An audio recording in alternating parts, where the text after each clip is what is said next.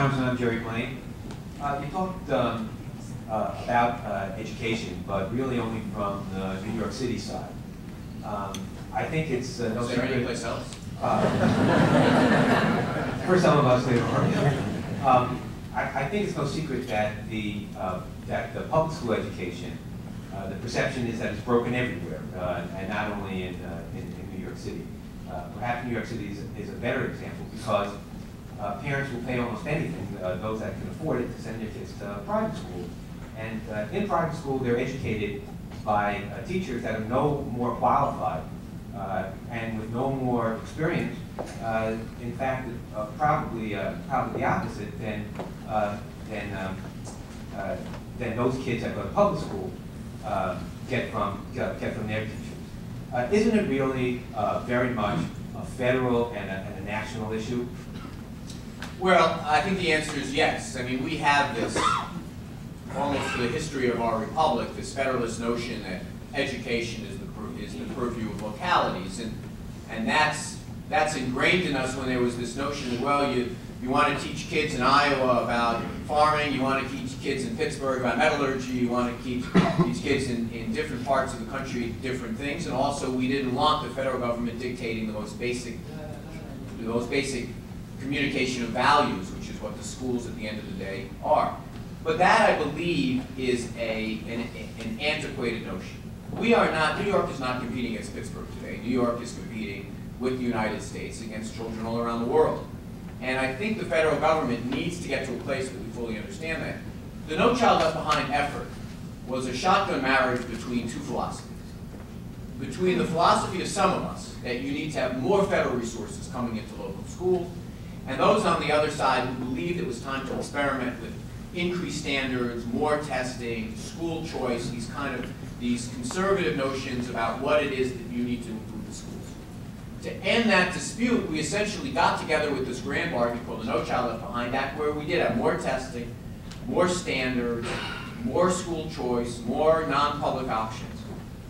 And it was almost universally agreed to be a failure because we didn't get our money, they got their regulations, localities were complaining about they chafed at the new regulations and were concerned that they didn't get the money. But the general idea that we need to get the federal government off the sidelines is one that I think we all need to embrace. Despite all the discussion about the No Child Left Behind Act, it's 6% of school funding in the nation. It's nothing. So I think there are ways that we can respect local autonomy but still provide assistance. For example, I don't see why we don't use the muscle of the federal government to create an infrastructure fund to let schools tap into at lower cost to pay off over a longer period of time new roofs, new school buildings, new development, things like that. I do believe also it's time to get away from the focus on local testing and discuss a greater regimen of national testing. There's too much cheating going on in the testing. There's too many incentives on localities to lower their standards or to cheat on the test to show that their results are going up. It may even be going on here in New York. But I can tell you this, if you have a national test that lets us compare how we're doing compared to Cincinnati, or how we're doing compared to where we were last year, in a national test, where there's no incentive to manipulate the data, I think that's where we need to go. Less testing and national testing, more federal dollars, and I also think that we need to provide many more federal benefits for people who go into teaching and other public service jobs. You know, if we're going to compete for a young woman who comes out of college or a young man who comes out of college who's idealistic, who wants to, you know, we have to realize that they are burdened with student loans that you would not believe. They are under a lot of pressure to go to Golden or to go to a higher salary position. We have to use the federal resources we have to help them with housing, help them with healthcare, help them with some debt relief. These are things that we can do at the federal level. It doesn't say who the teacher should be or who hires them, but some benefits should follow them to make it less expensive for localities. Congressman Weiner, my name is Victor Mencken. I'm a commercial real estate broker here in New York. I very much enjoyed your presentation. I really like where you're coming from, and I like where I believe you're going. I really like your characterization of New York City as the middle-class capital of the world. I think it's an expression that we should all focus on a little bit as the city has risen to the levels that it has risen to. I'm a former public school teacher. Like you, I'm still filling out. I was in ESPs. And I would just like to say that I'm very refreshed to hear that you are about to champion the cause of refreshing the New York City public school system, because I truly believe that it is a local responsibility, and I really hope that you get some relief. Thank you. If you like that middle-class capital of the world, you're hearing a lot next.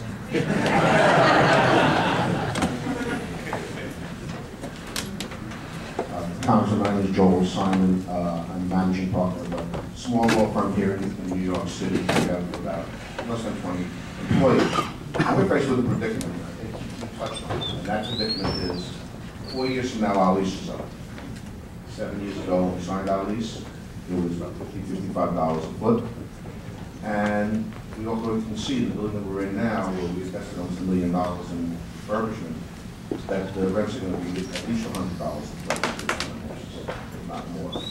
And my partner's when I'm talking about it, saying there's no way that we can maintain our business in New York City at $100 a foot. And talking about different kinds of options. And the reality is that, absent moving to Jersey City, there is no place right now in New York City that we can move, even with Long Island City, 1 or 2 subway stops away, there's nothing there. 4 years from now, is there going to be anything there? You know, it's a great question. You know, I talked a little bit in my remarks about the challenge of the cost and the relative cost of moving to Jersey City, and I only briefly touched on the notion that there are also fewer and fewer options if we wanted to create those jobs. And we have basically, in the debate over zoning, which is in a larger frame, perhaps the most important one that we have in the city, we basically sided with more housing because we needed more housing.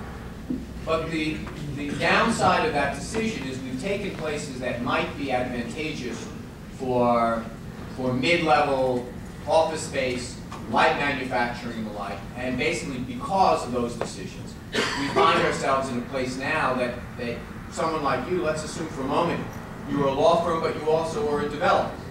And you said, all right, what if I wanted to go build some space out for my firm? It's harder and harder to find those places. You know, one of the frustrations that I've had is we've had this low-level debate in the city for the last several years, and in some cases has been very well managed, in some cases not, about this notion about where it is and how dense we make housing. In some parts of the city, we've been downzoning because there was this notion that, you know, these single-family homes were never intended to turn into McMansions where you built on the front lawn. In some cases, we made decisions, you know, parts of Lower Manhattan, you know, where you would never conceive of putting a hotel or putting a co-op because it's in the meatpacking district where all these nightclubs, well, now you've got those built, we're building there. I think one of the things that we need to do as the city is have a longer-term discussion about where it is these jobs are going to go, what they're going to look like, and how we're going to incent them to come. I talked in my remarks about the tax costs. I talked in my remarks about the healthcare costs, but we also need to preserve areas to develop for that purpose. You know, we have a zoning grid that has all these different numbers of C and R and M with different numbers next to them, but at the end of the day, we're really just going more and more into denser and denser housing to accommodate the influx of people who want housing. Housing is only one part of the formula. We need housing, but we also need jobs. We need jobs, but we also need some place for their children to go. And so far, we haven't done a good enough job thinking about that.